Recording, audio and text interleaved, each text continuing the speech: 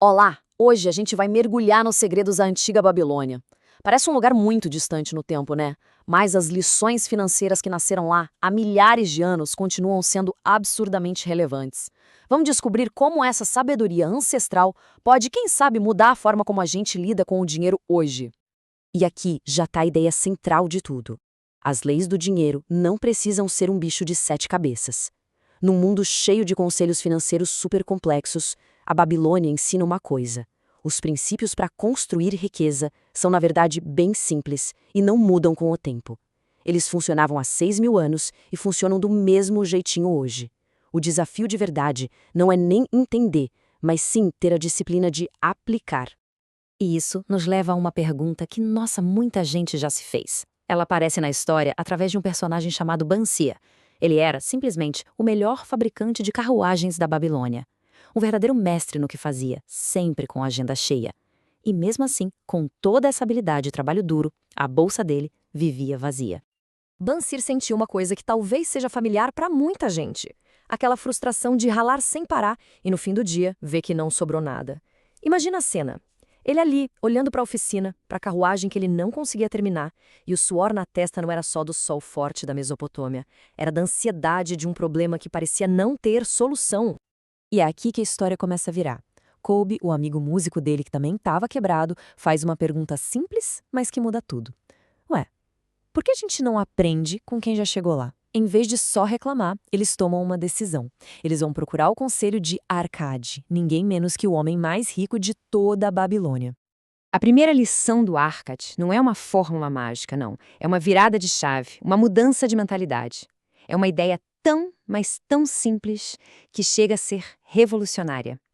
Agora, o que é muito legal aqui é a origem dessa sabedoria. Arcades não nasceu sabendo. Ele aprendeu isso com um agiota chamado Algamish, depois de passar uma noite inteira trabalhando, transcrevendo leis em tabuletas de argila. Tudo isso em troca de um único segredo. E o segredo era esse: uma parte de tudo que se ganha é a sua para guardar. Não é do padeiro, não é do sapateiro, é a sua. E aqui vem a regra prática: 1/10. A grande sacada é que antes de pagar o aluguel, a comida, qualquer outra coisa, a pessoa se paga primeiro. É guardar pelo menos 10% de tudo que entra. Essa simples mudança de hábito é o alicerce onde toda fortuna é construída. É isso que transforma uma bolsa vazia numa bolsa que começa, aos pouquinhos, a pesar. Certo, a poupança começou, a bolsa tá ficando um pouco mais pesada, e agora? O dinheiro fica lá parado? De jeito nenhum. Arcade ensina que cada moeda guardada precisa se tornar um escravo, um trabalhador incansável que vai gerar ainda mais dinheiro. Essa metáfora dos escravos é simplesmente brilhante para explicar o poder dos juros compostos. Pensa assim: cada moeda que se guarda é um trabalhador. O dinheiro que esse trabalhador gera são os filhos. E o que se faz com os filhos? Coloca eles para trabalhar também. Daqui a pouco se tem um exército inteiro de moedas de ouro trabalhando dia e noite, gerando mais e mais renda. Só que o Arcade, no começo, todo empolgado, cometeu um erro clássico. Assim que ele teve os primeiros lucros, o que ele fez? Deu uma festança, comprou umas roupas de luxo, e aí o mentor dele, o Algamish, deu uma bronca daquelas. Você está comendo os filhos de suas economias. A lição foi dura, mas muito clara. Ao gastar os lucros, ele estava na prática matando seus trabalhadores e impedindo que seu exército de ouro crescesse. E isso leva a gente para o terceiro pilar, porque olha, juntar dinheiro é uma coisa, agora manter esse dinheiro é outra bem diferente. A riqueza, segundo o livro, é tímida e pode fugir rapidinho se não for bem protegida com conselhos sábios. O Arcade aprendeu isso do jeito mais doloroso possível. Ele pegou todas as economias de um ano inteiro e entregou para um cara chamado Asmur, que era fabricante de tijolos. O Asmur prometeu viajar para a Fenícia e comprar joias raras. Qual era o problema? O Asmur não entendia nada de joias. O resultado? Foi enganado, comprou um monte de vidro achando que era pedra preciosa e o Arcade perdeu tudo. A lição é cristalina. Só se busca conselho com quem realmente entende do assunto em que se quer investir. Então, para a gente recapitular rapidinho, guarde pelo menos 1/10 do que entra, faça esse dinheiro trabalhar e proteja seu tesouro buscando conselho de quem sabe. São 3 regras simples, mas muito, muito poderosas. Agora, vamos ver o impacto dramático que elas tiveram na vida de outra pessoa. E agora, a gente conhece o Dabasir. A história dele não é só sobre dinheiro. É sobre dívidas, desespero, sobre resgatar o autorrespeito e, finalmente, sobre redenção. É a prova de que nunca é tarde demais para virar o jogo na vida financeira. A queda do Dabacir começou com pequenos luxos, com aquele desejo de viver um padrão de vida que ele não podia bancar. Isso levou ele para um ciclo de dívidas que o forçou a fugir. A fuga o levou para uma vida de crimes, e no fim das contas, a perda total da liberdade quando ele foi vendido como escravo. E este é o ponto da virada. Sozinho no deserto, no fundo do poço, ele se faz uma pergunta que define todo o seu futuro.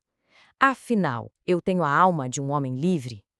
Ali, ele percebeu que a verdadeira escravidão não eram as correntes, era a atitude dele. Um escravo aceita o destino. Uma pessoa livre constrói o seu, enfrentando os problemas de frente.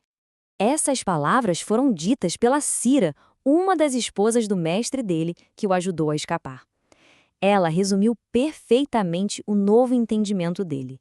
As dívidas não eram só números, eram os inimigos que o tinham derrotado e expulsado de casa. Para ele recuperar a própria alma, ele precisava voltar e enfrentar cada um desses inimigos. E quando ele voltou para a Babilônia, ele não voltou com desculpas, ele voltou com um plano simples e matemático. De tudo que ele ganhava, 10% era dele, para guardar, seguindo a primeira lei do Arcade. 20% ia direto para pagar sistematicamente seus inimigos, as dívidas. E os 70% que sobravam eram para ele e a família viverem.